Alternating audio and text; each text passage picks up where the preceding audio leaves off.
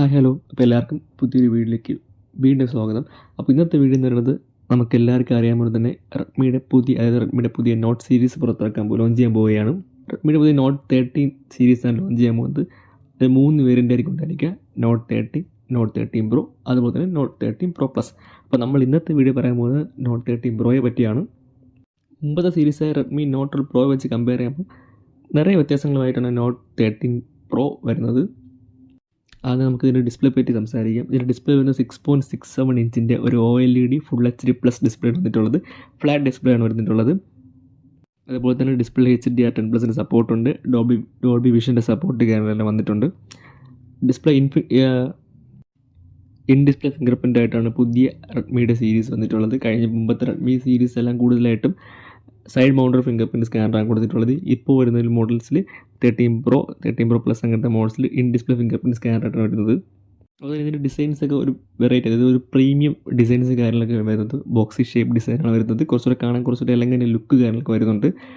ഡിസ്പ്ലേയിൽ guerrilla glass വിക്ടസിൻ്റെ protection കാര്യങ്ങളെല്ലാം കൊടുത്തിട്ടുണ്ട്. ഇതിൻ്റെ ക്യാമറ യൂണിറ്റിനെ പറ്റി പറയുകയാണെങ്കിൽ ബാക്ക് ക്യാമറ വരുന്നത് 200 MB മെയിൻ ക്യാമറയും 8 MB ഒരു അൾട്രാ വൈഡ് ക്യാമറയും അതുപോലെ 2 MB ഒരു മാക്രോ ലെൻസുമാണ് വരുന്നത്. നമുക്ക് വീഡിയോ റെക്കോർഡ് ചെയ്യാൻ പറ്റുന്നത് നമുക്ക് 4K 60fps 4K 30fps maximum video നമുക്ക് ഷൂട്ട് ചെയ്യാൻ പറ്റും.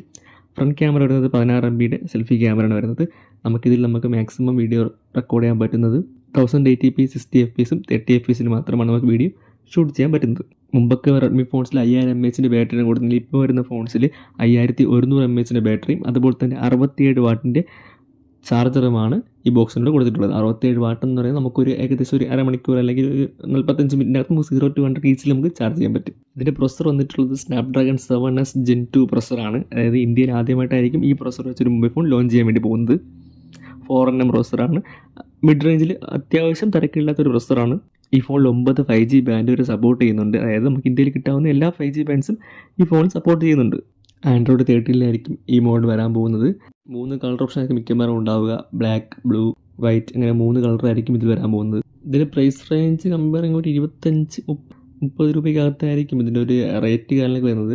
6GB ആയിരിക്കും ബേസ് വേരിയൻറ്റ്. 6 128, 8 128, 8 256, 12 256 അങ്ങനെ റാം ഓപ്ഷൻസ് ഉണ്ടായിരിക്കും.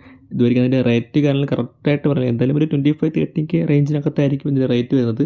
January 4th ഫസ്റ്റ് ലോഞ്ച് വന്നിട്ടുള്ളത്. ഇത്രയൊക്കെയുള്ള ഇന്നത്തെ വീഡിയോ. അപ്പോൾ അടുത്തൊരു വീഡിയോ ആയിട്ട് വീണ്ടും കാണുന്നതിലേക്ക് ബൈ.